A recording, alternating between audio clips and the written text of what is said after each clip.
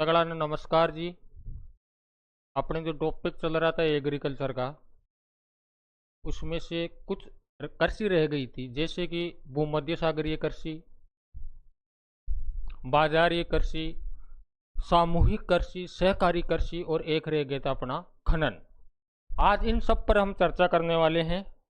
तो आइए एक एक करके इन सभी टॉपिकों को हम देखते हैं। शुरुआत करते हैं हम भूमध्य सागरीय कृषि से कि भूमध्य सागरीय कृषि होती क्या है, इनकी विशेषता क्या क्या है भूमध्य सागरीय कृषि की। चलो पल्लो देखो, भूमध्य सागरीय कृषि की बात करते हैं तो वह विशिष्ट कृषि की विशिष्ट प्रकार की कृषि है जो भूमध्य सागरीय जलवायु क्षेत्रों में की जाती है। कहाँ की जाती है? भूमध्य सागरीय जलवायु क्षेत्रों के अंदर की जाती है। इस विशेष कृषि में खट्टे फलों के उत्पादन पर बल दिया जाता है, यानी कि भूमध्य सागरीय कृषि में खट्टे फलों के उत्पादन पर ही जोर दिया जाता है। अगली विशेषता की बात करें तो भूमध्य सागरीय क्षेत्र की प्रमुख विशेषता हम बात करें तो प्रमुख विशेषता की बात आती है तो बेटा इसमें अंगूर की कृषि है, क्योंकि भूमध्य सागरीय कृषि की विशेषता अंगूरीय कृषि है, अंगूर की कृषि है। अच्छी किस्म के अंगूरों से हम क्या करते हैं बेटा? शराब बनाई जाती है। अच्छे किस्म के अंगूरों से क्या बनाई जाती है? शराब बनाई जाती है, मदिरा बनाई जाती है। वो कहना आता है ना, आज मोहब्बत कर ले अंगूर की बेटी से, अंगूर से शराब बनाई जाती है। और जो निम्न किस्म के अंगूर होते हैं उसे क्या बनाई जाती है? मुनका बनाई जाती है। क्या बनाई जाती है? मुनका और किशमिश बनाए जाते हैं। तो ये विशेष चीज याद रखनी है। पहली चीज तो भूमध्य सागरीय कृषि की विशेषता क्या है? अंगूर की कृषि, ये मोस्ट है। दूसरी चीज, अच्छी क्वालिटी के जो अंगूर होते हैं उन अंगूरों से क्या बनाई जाती है? शराब बनाई जाती है, मदिरा बनाई जाती है। और जो निम्न क्वालिटी के अंगूर होते हैं उससे आपके मुनका बनाई जाती है और क्या बनाया जाता है? किशमिश बनाया जाता है। गर्मियों के मौसम में अंजीर व जैतून भी इसमें उत्पादित किया जाता है। जब गर्मियों का मौसम आता है तब क्या उत्पादन होता है? या अंजीर और जैतून की खेती है वो की जाती है। शीत ऋतु के अंदर, शीत ऋतु की बात करें तो शीत ऋतु में पूरे यूरोप और यूएसए के अंदर फलों व सब्जियों का पूर्ति होती है, वो इसी ही क्षेत्र से होती है। तो ठहतक बात याद रही जैसी भाई, भूमध्य सागरीय कृषि क्या है? यह एक विशेष प्रकार की कृषि है, विशिष्ट प्रकार की कृषि है जो भूमध्य सागरीय जलवायु क्षेत्रों में की जाती है। इस विशेष क्षेत्र में किन पर जोर दिया जाता है? खट्टे फलों के उत्पादन पर जोर दिया जाता है, खट्टे फलों की कृषि की जाती है। भूमध्य सागरीय कृषि के विशेषता अगर आपसे पूछ ले तो भूमध्य सागरीय कृषि की विशेषता है अंगूर की कृषि। बेटा किसकी? अंगूर की कृषि। अगली बात, अच्छी किस्म के अंगूरों से क्या बनाई जाती है? शराब बनाई जाती है, मदिरा बनाई जाती है। और जो निम्न क्वालिटी के अंगूर होते हैं, निम्न क्वालिटी के अंगूरों से मुनका बनाई जाती है और किशमिश बनाया जाता है। गर्मी के मौसम में यहाँ पर अंजीर व जैतून भी उत्पादन किया जाता है। और जब शीत ऋतु आती है तो यूरोप और यूएसए में फल और सब्जियों की पूर्ति इसी क्षेत्र से होती है। यह थी आपकी भूमध्य सागरीय कृषि की विशेषता। आप स्क्रीनशॉट लेना चाहते हो तो बेटा ले सकते हो। अब आगे चलते हैं। आगे आती है आपके बाजार के लिए सब्जी खेती एवं उद्यान। इसको देखते हैं बेटा, बाजार के लिए सब्जी खेती एवं उद्यान कृषि। तो ऐसी कृषि में अधिक मुद्रा मिलने वाली फसलों को उगाया जाता है। इनको जिन फसलों में अधिक मुद्रा प्राप्त हो उस फसलों का उत्पादन कहाँ किया जाता है? बाजार के लिए सब्जी कृषि के अंदर। देखो कौन सी फसलें उगाई जाती है, जैसे सब्जी है, फल है, फूल है, जिनकी मांग नगरीय क्षेत्रों में अधिक होती है, वहां पर इस प्रकार की कृषि को किया जाता है। अगली बार हम बात करते हैं कि इस कृषि में खेतों का जो आकार होता है वो क्या होता है बेटा? छोटा होता है। खेतों का आकार इसमें छोटा होता है। इस कृषि में अधिक श्रम व अधिक पूंजी की आवश्यकता होती है, क्योंकि आप व्यापार के उद्देश्य से इस कृषि को कर रहे हैं तो पूंजी भी इसमें क्या लगेगी बेटा? अधिक लगेगी। और श्रम भी क्या लगेगी? अधिक लगेगी। तो अधिक श्रमिकों की और अधिक पूंजी की इस प्रकार की कृषि में आवश्यकता होती है। इस कृषि व्यवसाय में सिंचाई, उर्वरक, अच्छी किस्म के बीज, कीटनाशक, हरित गृह एवं शीत क्षेत्रों में कृत्रिम ताप भी इसमें उपयोग में होता है या उपयोग में लिया जाता है। प्रमुख क्षेत्रों की अगर हम बात करें तो प्रमुख क्षेत्र आपके हो गए उत्तर पश्चिमी यूरोप हो गया, उत्तर पश्चिमी अमेरिका हो गया और भूमध्य सागरीय क्षेत्र हो गया, जहां पर इस प्रकार की कृषि को किया जाता है। ठीक है, इन क्षेत्रों में जहाँ जनसंख्या घनत्व सर्वाधिक पाया जाता है वहां पर इस प्रकार की कृषि को किया जाता है, क्योंकि वहां ऊंची आय वाले लोग रहते हैं। जहाँ ऊंची आय वाले लोग रहते हैं वहां पर इस प्रकार की कृषि को किया जाता है। तो बात याद रहे जैसे कि बाजार के लिए सब्जी खेती एवं उद्यान खेती की विशेषता कौन कौन सी है। तो इस कृषि में अधिक मुद्रा मिलने वाली फसलों को उगाया जाता है या मिलने वाली फसलों को बोया जाता है, जैसे सब्जी है, फल है, फूल है। इनकी मांग नगरीय क्षेत्रों में सर्वाधिक रहती है, जहां पर उच्च आय वाले लोग रहते हैं। तो इस प्रकार की कृषि को सर्वाधिक कहाँ उगाया जाएगा, जहां पर जनसंख्या घनत्व सर्वाधिक पाया जाएगा, जनसंख्या डेंसिटी सबसे ज्यादा पाई जाएगी, वहां पर इस प्रकार की कृषि को किया जाएगा। अगले हम बात करते थे कि इस कृषि में जो खेतों का आकार होता है वो खेतों का आकार क्या होता है बेटा, छोटा होता है। इस कृषि व्यवसाय में सिंचाई की आवश्यकता होती है, उर्वरक की आवश्यकता होती है, अच्छी किस्म के बीजों की आवश्यकता होती है, कीटनाशक दवाइयों की आवश्यकता होती है, हरित गृह एवं शीत क्षेत्रों में कृत्रिम ताप की भी इसमें आवश्यकता होती है। इनका उपयोग किया जाता है। यह आपके 3 क्षेत्र थे। अब हम चलते हैं अगली कृषि के अंदर।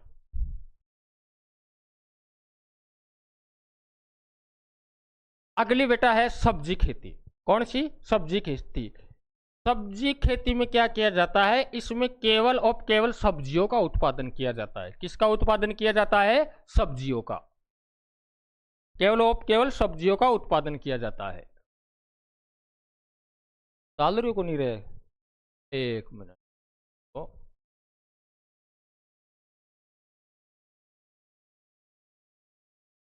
इसमें केवल सब्जियों का उत्पादन किया जाता है।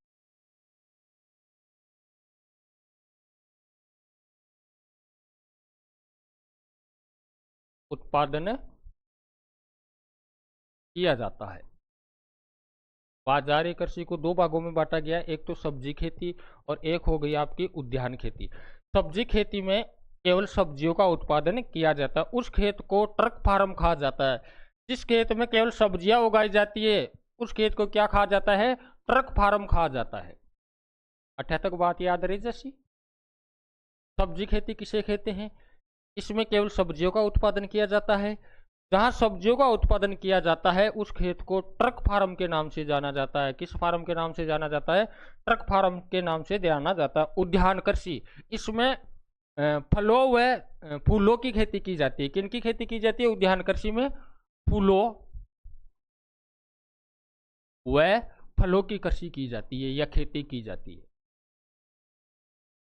खेती की जाती है।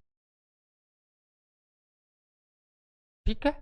बाजारी कृषि 2 प्रकार की, एक कौन सी? सब्जी खेती, एक कौन सी? उद्यान खेती। सब्जी खेती में केवल हम सब्जियों का उत्पादन करेंगे, उद्यान कृषि में हम फूलों व फलों का उत्पादन करेंगे। इस कृषि को यानी कि केवल सब्जियां ही उगाई जाती है, इसलिए इस कृषि को ट्रक फार्म के नाम से जाना जाता है। किस फार्म के नाम से जाना जाता है? ट्रक फार्म के नाम से जाना जाता है। अब यहाँ पर एक विशेषता कि ट्रक कृषि खेती किसे है, क्वेश्चन बन सकता है कि ट्रक कृषि क्या है या ट्रक कृषि खेती किसे है। ट्रक फार्म व बाजार के मध्य की दूरी, ट्रक फार्म व बाजार के मध्य की दूरी एक ट्रक रात भर में तय करता है। इस आधार पर इसे ट्रक कृषि कहा जाता है। ठीक है, तो परिभाषा कैसे लिखोगे कि ट्रक फार्म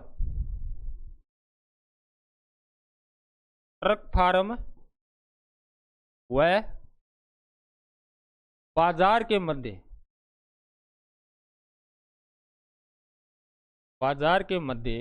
एक ट्रक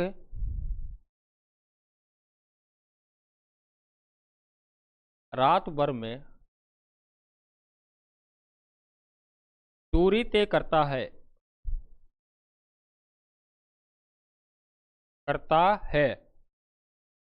इस आधार पर इसे ट्रक कृषि कहा जाता है। ये वेरी इंपॉर्टेंट क्वेश्चन है भैया, वेरी वेरी मोस्ट क्वेश्चन है कि ट्रक कृषि किसे कहते हैं या ट्रक कृषि क्या है। ट्रक फार्म व बाजार के मध्य की दूरी एक ट्रक रात भर में तय करता है। इस आधार पर इसे ट्रक कृषि कहा जाता है। याद रहे जैसे 18 तक। अगली बात करते हैं, इसमें आओ अब देखो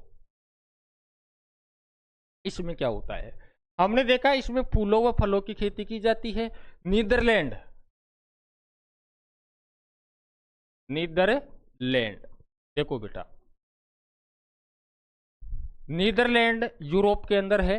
नीदरलैंड फूलों की खेती के लिए प्रसिद्ध है। किसके लिए? फूलों की खेती के लिए प्रसिद्ध है। नीदरलैंड फूलों की खेती के लिए प्रसिद्ध है। फूलों की खेती के लिए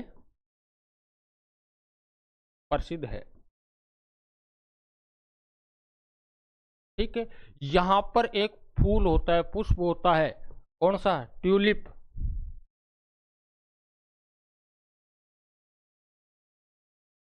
नीदरलैंड का फेमस पुष्प है, फेमस फूल है ट्यूलिप। ट्यूलिप नामक पुष्प की निर्यात पूरे यूरोप में किया जाता है। यानी कि ट्यूलिप नामक फूल की जो डिमांड होती है वो डिमांड पूरे यूरोप के अंदर होती है,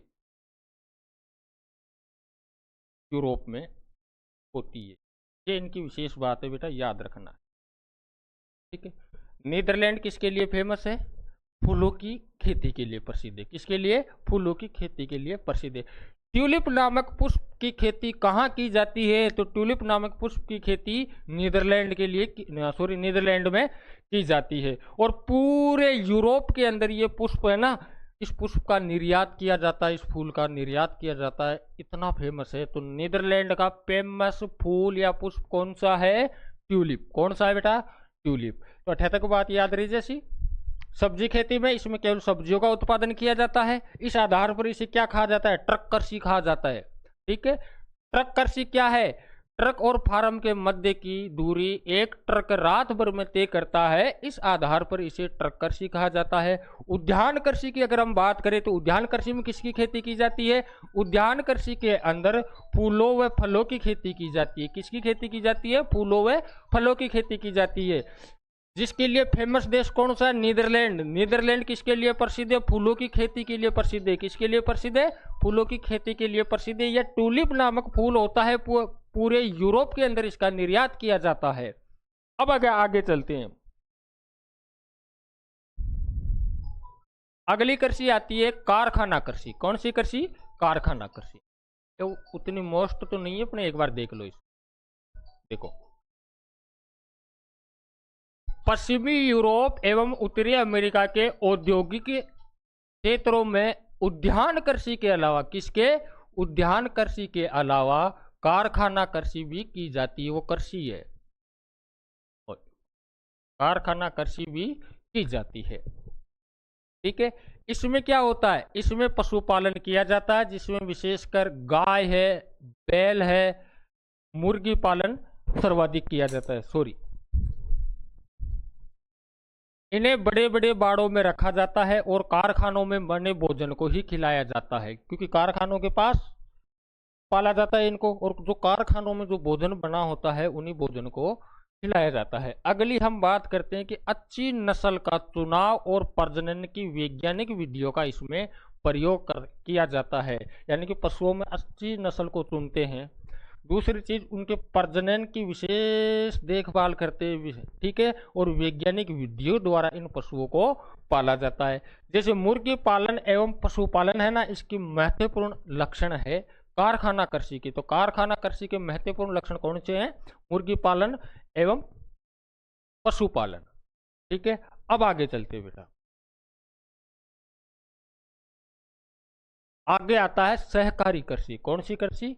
सहकारी कृषि। देखो, सहकारी कृषि आपसे परिभाषा पूछ ले कि सहकारी कृषि किसे कहते हैं, तो जब किसानों का एक समूह अपनी कृषि में अधिक लाभ कमाने के उद्देश्य से सहकारी संस्था बनाकर कृषि कार्य करता है, तो उसे सहकारी कृषि कहते हैं। परिभाषा पूछ ले कि सहकारी कृषि किसे कहते हैं, कि जब किसानों का एक समूह अपनी कृषि में अधिक लाभ कमाने के उद्देश्य से एक सहकारी संस्था बनाकर कृषि कार्य करता है, तो उसे सहकारी कृषि कहते हैं। ठीक है, कैसे? बहुत सारे किसान आपस में मिल जाते हैं, मिल के क्या बनाते हैं बेटा? एक संस्था बनाते हैं। क्या बनाते हैं? एक संस्था बनाते हैं। फिर वो क्या करते हैं? अपने खेतों को आपस में मिला लेते हैं। खेतों को मिलाकर फिर क्या करते हैं बेटा, वो कृषि करते हैं। तो इस प्रकार की कृषि को किस नाम से जाना जाता है, सहकारी कृषि के नाम से जाना जाता है। इसमें किसानों के व्यक्तिगत खेत सही सलामत रहते हुए सहकारी रूप से कृषि कार्य करते हैं, यानी कि किसानों के जो खेत है वो सही सलामत रहते हैं, उस पर किसी का कब्जा नहीं होता है, और सहकारी रूप से वो क्या करते हैं बेटा, कृषि करते हैं। सहकारी संस्थाएं किसानों को सभी रूपों में सहायता प्रदान करती है। जो सहकारी संस्था है किसानों के सभी रूपों में, चाहे भूमि संबंधी या कृषि संबंधित उसे उपकरण चाहिए या कोई अच्छी क्वालिटी का उसको बीज चाहिए, यानी कि हर प्रकार की चीजों में क्या करती है सहकारी संस्था, उस किसान की, उन किसानों की सहायता करती है। सहकारी संस्था अपने उत्पादों को अपनी शर्तों पर बेचती है। जो भी उत्पाद होता है उन उत्पादों को क्या क्या करती है, अपनी ही शर्तों पर बेचती है। ठीक है। सहकारी आंदोलन एक शताब्दी पूर्व प्रारंभ हुआ था पश्चिमी यूरोप के अंदर। कहाँ प्रारंभ हुआ था, पश्चिमी यूरोप के अंदर प्रारंभ हुआ था। पश्चिमी यूरोप के कुछ देश है जैसे डेनमार्क है, नीदरलैंड है, बेल्जियम है, स्वीडन है और इटली है। इन देशों में सहकारी कृषि प्रारंभ हुई थी। कब हुई थी, एक शताब्दी पूर्व, सॉरी कब हुई थी, एक शताब्दी पूर्व। अगर हम बात करें कि सर्वाधिक सफल क्षेत्र, सहकारी कृषि का सर्वाधिक सफल क्षेत्र की बात करें तो डेनमार्क आता है। कौन सा आता है बेटा, डेनमार्क आता है, जहां प्रत्येक किसान सहकारी संस्था का क्या है, एक सदस्य है। तो सहकारी कृषि की सर्वाधिक सफलता कहाँ मिली, सहकारी कृषि को सर्वाधिक सफलता मिली थी डेनमार्क के अंदर। कहाँ मिली थी, डेनमार्क के अंदर। जैसी बात याद आगे, ठीक है। अब आगे चलते हैं बेटा हम सामूहिक कृषि की तरफ। देखो सामूहिक कृषि ये क्या है,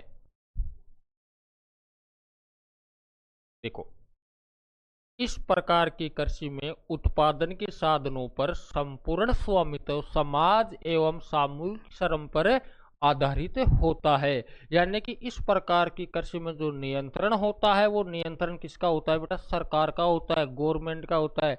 सरकार जमीन अलॉट कराती है किसानों को, क्या कराती है, जमीन अलॉट कराती है, भाई तुम इस पर खेती करो। इसमें क्या होता है, इसमें किसान अपने सभी संसाधनों को मिलाकर क्या करते हैं बेटा, कृषि करते हैं। यहाँ गलत हो गया है, मिसप्रिंट हो गया है, कृषि करते हैं। किसान के बाद जो भी संसाधन होते हैं, चाहे जो जमीन का टुकड़ा हो, पशुपालन हो, उन सबको मिलाकर क्या करते हैं, वो कृषि करते हैं।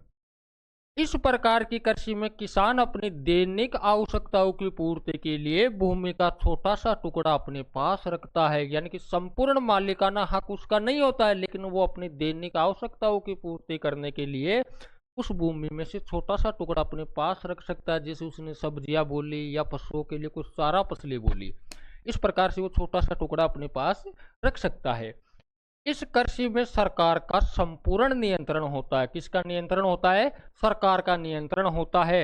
और किसान खाली उस पर क्या करता है बेटा, कार्य करता है। और जो भी संसाधनों की किसान को आवश्यकता पड़ती है सरकार उसको प्रोवाइड करवा देती है, लेकिन बाद में प्रॉफिट में से वो पैसे काट लेती है किसान के।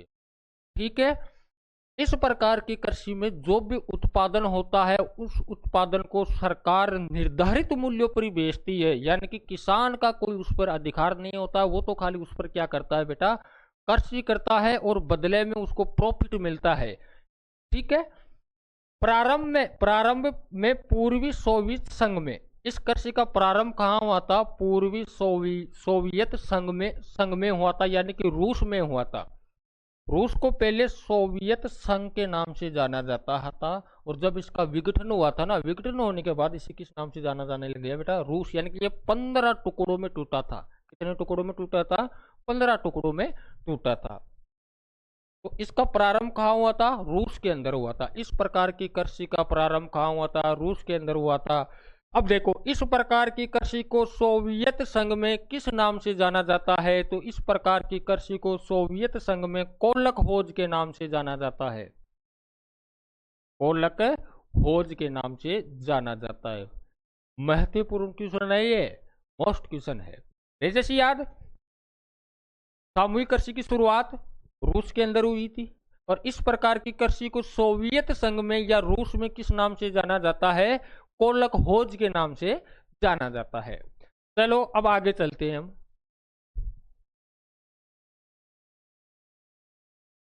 अब बात करते हैं बेटा खनन की। अपना लास्ट टॉपिक है खनन। भाई खनन क्या है, खनन कहते किसे हैं, ठीक है। तो चलो आगे चलते हैं खनन की ओर। देखो एक मिनट, देखो धरातल या भूगर्भ से खनिजों को निकालने की प्रक्रिया को क्या कहा जाता है, खनन कहा जाता है। यानी कि जो भूमि के अंदर से खनिजों को बाहर निकालने की जो प्रक्रिया होती है, उसी प्रक्रिया को क्या कहा जाता है, खनन कहा जाता है। खनिजों का जो विकास हुआ था, संपूर्ण विकास हुआ था औद्योगिक क्रांति के बाद। कब हुआ था, औद्योगिक क्रांति के बाद इसका संपूर्ण विकास हुआ था 19वीं शताब्दी के बाद। अपने भारत की बात करें तो भारत के रानीगंज के अंदर इसकी शुरुआत की गई थी, खनन की शुरुआत की गई थी 1744 ईस्वी के अंदर, कोयला खादान के रूप में, कोयला के रूप में, ठीक है। अब बात करते हैं कि खनिजों को प्रभावित करने वाले कारक कौन कौन से हैं। तो खनिजों को प्रभावित करने वाले दो कारक है, एक तो आपका भौतिक कारक और दूसरा है आर्थिक कारक। तो भौतिक कारक में हम क्या देखते हैं, भौतिक कारक में एक तो हम खनिजों का जमाव देखते हैं, उसका आकार देखते हैं, उसकी क्वालिटी देखते हैं और उसकी मात्रा देखते हैं। तो भौतिक कारक में क्या देखते हैं, खनिजों का जमाव, ठीक है। दूसरी चीज गुणवत्ता देखते हैं, क्या देखते हैं, गुणवत्ता, यानी कि उस खनिजों की क्वालिटी देखते हैं, क्वालिटी किस प्रकार की है। और तीसरी चीज हम देखते हैं उसकी मात्रा, वह कितनी मात्रा में ये खनिज यहाँ उपलब्ध है। तो ये तो है आर्थिक कारक, और सा आर्थिक कारक, सॉरी भौतिक कारक। अब हम बात करते हैं आर्थिक कारक की। आर्थिक कारक किस प्रकार से प्रभावित करता है, एक तो खनिजों की मांग, दूसरी है तकनीकी ज्ञान, तीसरा है पूंजी, चौथा है श्रम और पांचवा है बेटा परिवहन। देखो खनिजों की मांग, यानी बाजार के अंदर उन खनिजों की मांग हो रही है कि नहीं हो रही है, डिमांड हो रही है कि नहीं हो रही है। डिमांड हो रही है, ठीक है। हमने खनन कार्य शुरू किया, खनन कार्य शुरू करने के लिए अपने पास क्या होनी चाहिए बेटा, तकनीकी ज्ञान होना चाहिए, टेक्नोलॉजी होनी चाहिए, तभी तो हम खनन कार्य करेंगे। खनन कार्य शुरू कर रहे हैं तो भैया पैसों की आवश्यकता होती है। किसकी आवश्यकता होती है, पैसों की आवश्यकता होती है भैया, पैसे भी चाहिए। खनन कार्य के लिए श्रमिकों की आवश्यकता होती है, किसकी, श्रमिकों की आवश्यकता होती है। और कारखानों तक पहुंचाने के लिए, उस अयस्क को कारखानों तक पहुंचाने के लिए उत्तम परिवहन व्यवस्था होनी चाहिए। क्या होनी चाहिए, उत्तम परिवहन व्यवस्था होनी चाहिए। तो उद्योगों को प्रभावित करने वाली आपके दो कारक थे, एक तो भौतिक कारक और एक आर्थिक कारक। अब बात करते हैं हम खनन की विधियां। तो खनन की दो विधियां हैं, कितनी विधियां है, दो। एक तो है आपके धरातलीय खनन और दूसरा है आपका भूमिगत खनन। अब इन विधियों को हम देखते हैं एक एक करके।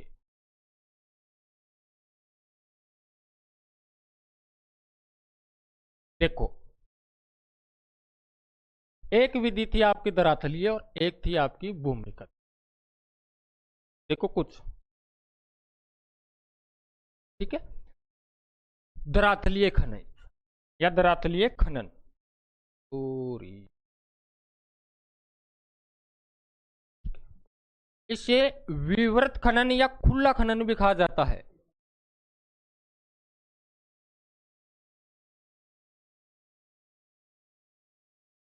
धरातलीय खनन को विवृत खनन या खुला खनन भी कहा जाता है। इस खनन को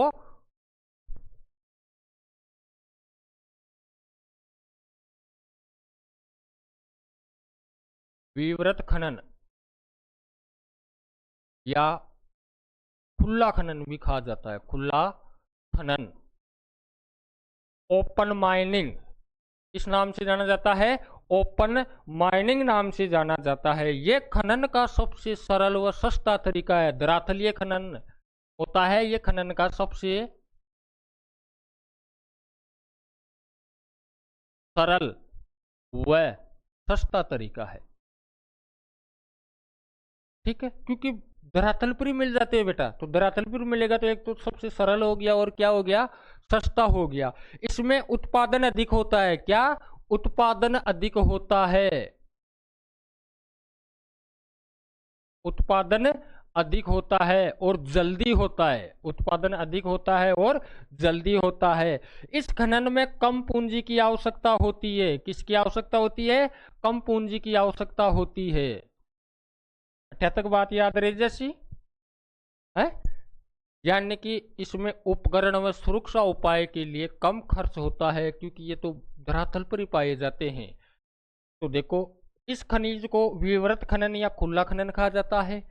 सबसे सरल व सस्ता तरीका है ये खनन का। इसमें उत्पादन अधिक होता है, इसमें कम पूंजी की आवश्यकता होती है। क्या होती है? कम पूंजी की आवश्यकता होती है। अब आ जाओ आप भूमिगत खनन के अंदर। इसके भूमिगत खनन के, इस खनिज को विवृत खनिज कहा जाता है। भूमिगत खनिज को क्या कहा जाता है? अंडरमाइनिंग कहा जाता है। यानी कि कुआं खोद के ड्रिल करके हम अंदर से जो अयस्क निकालते हैं उसे भूमिगत खनिज कहते हैं। यानी कि इसे कहा जाता है विवृत खनिज, तो इसे कहा जाएगा बेटा कोपकी खनिज, कोपकी खनन, कोपकी खनन, कोपकी खनन। हमने देखा था ये कम जोखिम भरा था, क्योंकि ये धरातल पर ही था, तो इसमें जोखिम कम थी। लेकिन ये क्या है? ये जोखिम भरा खनन है। कौन सा है? जोखिम भरा खनन है। जोखिम भरा खनन है। क्यों है? क्योंकि अंदर जहरीले गैसें और आग लगने से दुर्घटनाएं होती है, इसलिए इसे जोखिम भरा खनन कहा जाता है। क्योंकि हम क्या करते हैं बेटा? अंडरग्राउंड करते हैं, कुओं के अंदर से अयस्क को बाहर निकालते हैं। इसलिए आगे हम चलते हैं। यह खनन का सबसे सस्ता तरीका था, सबसे सरल तरीका था, सबसे सस्ता तरीका था। इसमें कम पूंजी की आवश्यकता होती थी, लेकिन इसमें यह अधिक खर्चीला है। क्या है? अधिक खर्चीला है, अधिक पूंजी की आवश्यकता होती है, अधिक खर्चीला। क्योंकि सुरक्षा उपाय पर अधिक खर्च करना पड़ेगा, तकनीक पर अधिक खर्च करना पड़ेगा, श्रमिकों पर अधिक खर्च करना पड़ेगा। इसलिए इसे क्या कहा जाता है? खर्चीला खनन भी कहा जाता है। क्या कहा जाता है? खर्चीला खनन भी कहा जाता है। तो खनन की दो विधियां थी, धरातलीय और भूमिगत। धरातलीय खनन, इसे विवृत खनन और खुला खनन भी कहा जाता है। ये सबसे सरल व सस्ता तरीका है। इसमें उत्पादन अधिक होता है, क्योंकि धरातल पर ही तो है, तो उत्पादन अधिक होता है। इसमें कम पूंजी की आवश्यकता होती है। किसकी? कम पूंजी की आवश्यकता होती है, यानी कि उपकरण और सुरक्षा उपाय पर इसमें कम खर्च होता है। भूमिगत खनन, इसे कोपकी खनन के नाम से जाना जाता है। किस खनन के नाम से जाना जाता है? कोपकी खनन के नाम से जाना जाता है। इस प्रकार के जो खनन होते हैं वो गहराई में पाए जाते हैं, इसलिए इसे भूमिगत खनन भी कहा जाता है। ये जोखिम भरा खनिज होता, सॉरी खनन होता है। क्या होता है? जोखिम भरा खनन होता है और अधिक खर्चीला होता है। क्या होता है? अधिक खर्चीला होता है। अरे जैसे तक बात याद। आगे चलो, आगे चलते हैं। देखो, अगला है कि विकसित देश खनन से पीछे हट रहे हैं, क्यों? कारण बताओ। देखो, कारण आपको बताना है। विकसित देश खनन से पीछे क्यों हट रहे हैं? क्योंकि श्रमिक लागत, श्रमिक लागत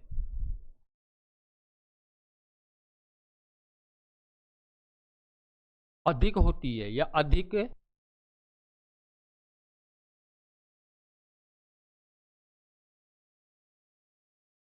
खनन से पीछे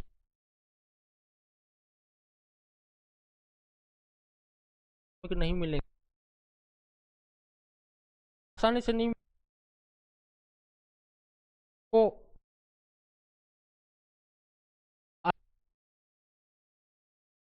खनन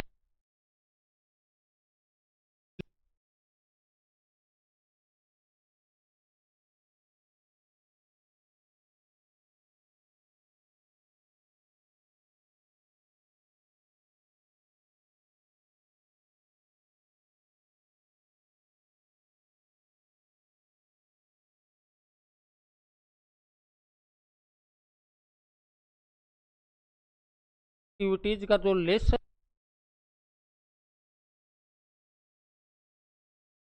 इनको नोट्स फॉर्म के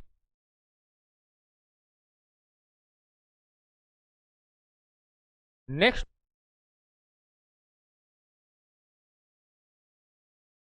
अंदर